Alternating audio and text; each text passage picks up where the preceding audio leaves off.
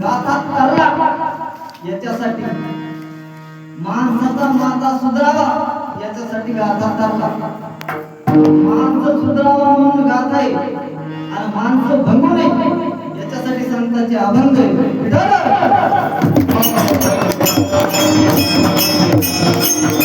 संतांचं बोलणं हे अनुभवाचं बोलणं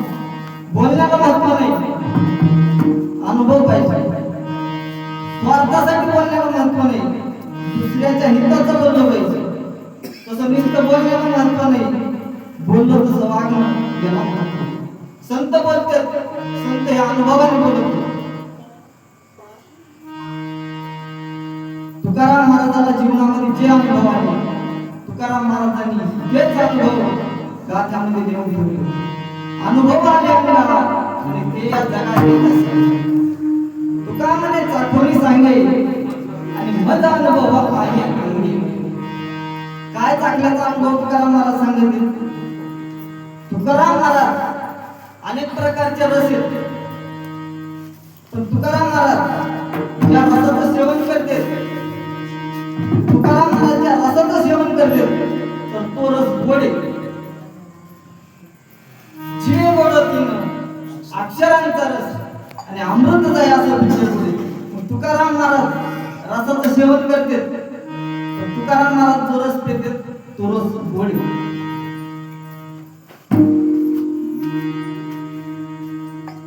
कीर्तन ऐकणाऱ्याला एक सुख नाही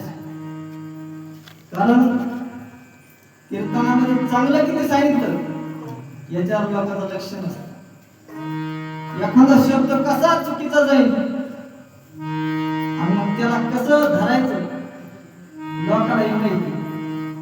मागचं आमच्या गावात असं त्यामुळे मी कीर्तन केलं मला विनोदाने बोलायची सवय एखाद्या व्यक्तीला असं मुद्दाम उद्देशून बोलत नाही पण ते काय होतं एखादा माणूस अंगावर बोलतो त्याच्यामुळे सगळ्याला ऐकणाऱ्याला विनंती इथं जेवढे लोक कीर्तन ऐकले याच्यापेक्षा चांगलं कीर्तन लांबून लोक ऐकले मागच्या कीर्तनात मला अनुभव आला 8 दिवस डोकं खराब केलं लोकांना म्हणजे विनोदाने बोललो मी लोकांना एकच शब्द धरून बसले चला तुकाराम महाराज ज्या रसाचं सेवन करते तो रस गोड अनेक प्रकारचे रस पण काही काही कडू रस पिते आणि कडू रस प्यायला वाकडं तिकडं तोंड करते वाकडं तिकडं तोंड करते फुकटते वरून फुटाने खाते आणि येड्या वाढत पडत एका झाडाखाली एक डुक्कर एक वाघ आणि त्या झाडाला पोपट राहतात झालं असं तिघं गेले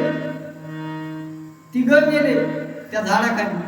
आणि त्या झाडापासून दारू तयार झाली त्याच्यामुळे दारू प्यायला माणूस पोपटासारखा बोलत असतो आणि डुकरासारखा लोळत असतो आणि वाघासारख्या डरकाळ्या टाकीत असतो कोण महाराज तिघाचे लक्षण आले त्याच्यामुळे